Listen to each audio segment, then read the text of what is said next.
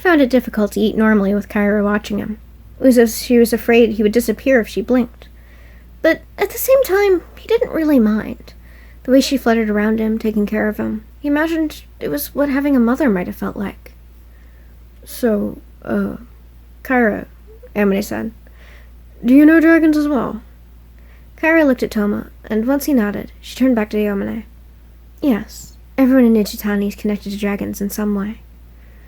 So, I pretty much alienated everybody. She reached out and touched his hand. No, some of us understand. We aren't angry with you. It's true, Toma added. Many are angered by what you did, but most are willing to forgive. Very few of us can say we don't regret something we've done in our lives. I know I can't. Kyra nodded. Yamane frowned. What did you do? She turned a little pale, her eyes again going to Toma. Kyra looked nervous, but the look Toma gave her was full of heat, and she blushed. He smiled at her. That is a long story for another day. There was a knock at the door, and Kyra hurried to answer it. She came back quickly. Shintaro-sama is here. Amane rose from the table. Thank you for the meal.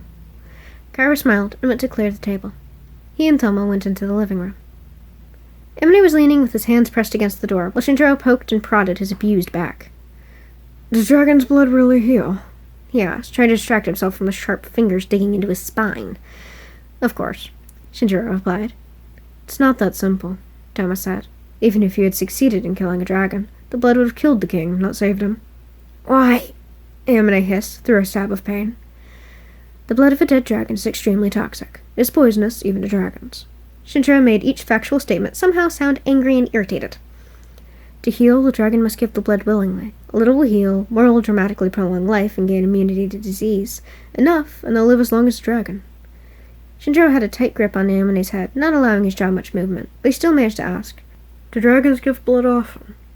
No, Shintaro said, and snapped Amane's neck. The loud crack filled the room, freaking Amane out. Honestly, he wondered why he wasn't dead. It took a moment for him to realize his back didn't hurt anymore. He twisted his head back and forth. A grin suffused his face. He felt better than he had before the fight. Huh, thanks, Shinjan. Shintaro glared at him, gathered his items, and left in a huff. Amane sat on the couch next to Toma. When do dragons give their blood? Toma leaned back and watched him, with the same careful expression he always had. Amane felt like he was always being judged, and the outcome would decide what Toma would say. Usually because they feel some kind of connection to the person. Why? Why not heal everyone who's hurt or dying? 2 major reasons. 1, most humans hate dragons, and 2, it binds the dragon to that person for life. Binds? Toma nodded. Even the smallest amount of blood gives a part of the dragon's life force.